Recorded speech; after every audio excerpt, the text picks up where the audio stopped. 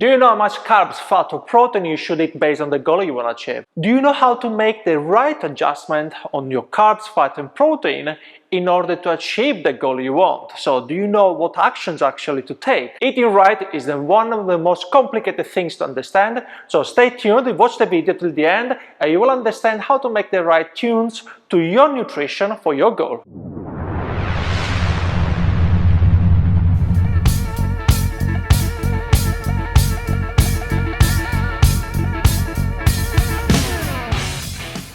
Hey guys, this is Umberto from Max Fitness and welcome back to the Fitness Journey series. You've been working out for some time and you realize that you're not getting the best out of it just because something is not quite right. And I tell you what it is. It's a fuel, it's your energy, it's your food. So we find ourselves making a lot of adjustments on the amount we are eating and we're not really clear on how much we're supposed to eat. So we just eat less and we see some results. So we start to see some changes really happening to our body. But is that really what you want? Is that what you're planning to achieve? So let's talk about carbs, fat and protein. Those are the main three macros that you find in your nutrition. So carbs, what is it? Is your pasta, is your bread, is your veggies, most of it, obviously is sugar, and that is composed by many other things. So carbs is your main source of energy when we talk about, yes, getting quick energy, fast energy. So it's really useful when you have a very intense lifestyle, very active, let's say, in a way. But we're gonna go more in depth in a moment. Now let's talk about fat. Fat is fat. You see it in any fatty food, mainly in meats, let's say. Then we've got more natural fats like oils. We are talking about nuts. So we're gonna find mainly two types of fat, so which is a bit more liquid and a solid form. Again, we are going to discuss this in another video, a bit more in depth. But what fat does? Fat is the main source of energy throughout the day, especially on the low intensity moment. Right now that I'm talking to you, I'm consuming mainly fat and not carbs. Why is that? Because fat works really well with aerobic level. So if you keep a low intensity of your workouts or if you keep a low intensity of your lifestyle, you're gonna mainly consume fat. That's what the body likes to do, and keep the carbs for when you have very intense moments. So at this point, what we're gonna do with the proteins? The proteins are there to rebuild tissues. So we are talking about recovery. Yes, you still get some calories out of your proteins. Most of the time when you eat proteins, you're gonna have also some fat. Doesn't matter. When you eat proteins, they're there for you to rebuild whatever tissue breaks down throughout the day. And they work better actually at night when you're resting. So now we have seen what these three guys do. Carbs, high intensity level of energy. So when it's required, is there. Then we talk about fat, is continuously providing energy on a low intensity level, and then we got the proteins that are there to rebuild whatever tissue breaks down during the day. So now I'm gonna give you some scenarios where we have a runner, a weightlifter, and someone who likes classes, and the three of them need to adjust their food and see what proportion they need to achieve between carbs, fat and protein in order to achieve the best outcome from what the workouts are doing. Right, the runner, think about that. Is a runner using a high intensity level of energy when he runs? Maybe, it depends. So when a runner sprints, for sure is using more carbs than it is fat.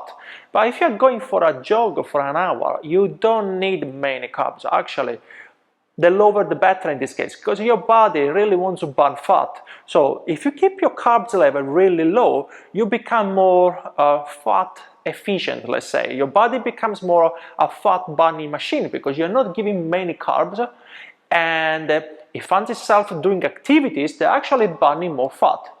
But remember, if a runner goes too fast, it's gonna switch into an anaerobic energy, and it will require a mix between fat and carbs. So if you plan to achieve, for example, the 70-80% of your maximum speed at some point during the run, you will need some carbs. So again, if you keep it low intensity, nice and easy, for an hour, you'll be all right having no carbs at all. I mean, apart the one that you have from your veggies, for example. If you're planning to do a bit more intervals, I would suggest to eat a bit more carbs. So if you're the type of person who just goes for a walk 3 times a day, twice a day, you will be fine without having any carbs. You will feel a bit weird at the beginning, but yeah, you don't really need it because you're not doing anything intense. Right, weightlifter now. Here we are going completely to the opposite side. Do you consider weightlifting to be really intense? Well, in my opinion, it really is. If you're going super heavy with the weights, you are going to hit a very high intensity. Now here we talk about percentage of weight you can lift as a max, so 1 rep max. And if you're going above 70–80%, you will definitely need a lot of carbs to lift the weight. Without carbs, your muscles will not fire to the point you want it to. And so you're gonna train, but you will not see the results you wish to. So a weightlifter is definitely using more in terms of intensity than a runner, and so it will require a bit more carbs and maybe less fat. So how about the people that are actually going to classes? What kind of classes? Are we talking about yoga? Low intensity, straight away you know already what to do with the low intensity. But how about circuits? How about HIIT training? Those kind of classes, because they are intervals, they will require some amount of carbs. Again, here we are going to hit more the intensity with the speed, cutting down rest, instead of increasing the weights you're lifting, instead of increasing the amount of workload you're doing, okay? So we are going to hit speed. Speed, yes, it increases intensity, but does not require, again, such a huge amount of carbs compared what a weightlifter is using, for example.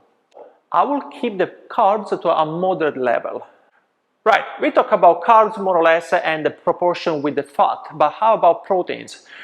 Again, in all the 3 scenarios, we're gonna have some changes to make about your proteins. So the runner, we said, is using less carbs, possibly none, and keeping the high fat intake. But you still need a certain amount of proteins to make sure that you rebuild the tissue that you break down during your run. That's how you're going to recover quicker and you will become better at running. You become faster somehow, you can keep a higher pace because you have better muscle to support the job that you're planning to. So the weightlifter, here we are going to be making a bigger difference. Because a weightlifter can actually hit more calories, even though it's on a cutting down period, you're still gonna need a lot of protein to eat. Again, how much proteins, we're all gonna see this in another video, but the moment that you need to understand that the more weights you lift, the more proteins you need, because you need to rebuild all those muscles that are breaking down. So all those tissues that are ripped apart needs proteins to rebuild at night. So for classes, again, it needs to be a bit more balanced. You need proteins, but not as much as a weightlifter, but not as little as a runner. So you will need something in between. Right, if you're using MyFitnessPal app, now I'm going to give you the right numbers for you to make the adjustments that you need. So let's say you're a runner, I would suggest to go for a 20% carbs, 40% fat, and a 30% protein. So we are going to have a 100% split between 3 of them. As you can see, we have a much higher fat intake than a carbs, and you still have a reasonable amount of protein for you to still build a bit of muscle. How about the weightlifter? In this case, I would suggest to go a bit of the opposite way. So we're gonna have a 35% of carbs, 25% fat, and 40% protein. So we are requiring a much higher amount of proteins in this case. And again, you still have a reasonable amount of carbs and fat left. Again, your carbs are going to be the main source in this case of energy for your training, so you don't worry too much about your fat. And how about who does the classes? Here we are having a balanced number. So we would like to have a 30% of carbs in this case, which is again a little bit more than a runner, but less than a weightlifter. 35% of fat and 35% of protein. Again, it's all balanced up, and it would be ideal, especially because who does classes, it generally doesn't keep the calories intake quite high, because if you're doing classes, it's because most likely you want to actually lose weight. So keeping a 35% of protein, for example, is going to keep you a bit fuller for a little bit longer, as they are a bit more difficult to digest. So in that case, it's going to help with your weight loss, for example, and still is going to help you to repair those muscles when you need. Great, guys. Now you understand more about how to sort out your numbers really when you're working out, instead of just try to guess it every single time and rotate things, and you're just aiming nowhere. Next week, we're going to talk about caffeine and what it actually does to your sleep or workout. So stay tuned for the next week video. Don't forget to subscribe to the channel and hit the notification bell, so you're actually going to receive the notification when the video is posted. And I will see you again next week. Goodbye.